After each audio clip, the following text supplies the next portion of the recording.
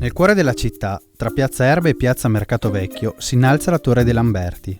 È la torre più alta di Verona, ben 84 metri, e porta il nome della famiglia che la fece costruire.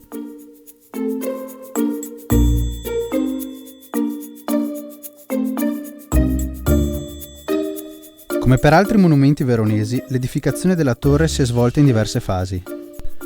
Le prime pietre furono posate dal 1172, poi durante il 1400 vi fu un importante restauro e infine il completamento porta la data del 1779 con l'aggiunta del grande orologio.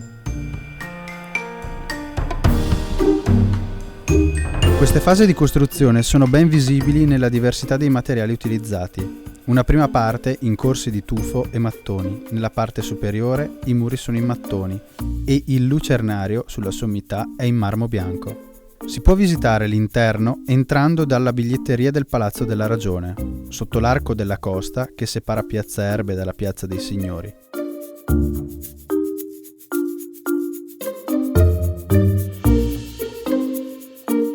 Salendo da una scala a chiocciola si arriva alle due campane più antiche della città.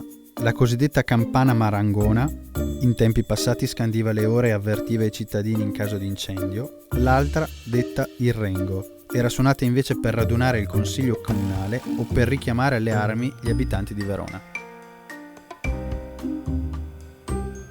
La Torre dei Lamberti, oltre ad essere uno dei monumenti veronesi di maggiore interesse, merita una visita anche perché offre un punto di vista decisamente privilegiato, dove lo sguardo può ammirare dall'alto il centro storico con i suoi monumenti e campanili e perdersi all'orizzonte verso le montagne e il lago di Garda.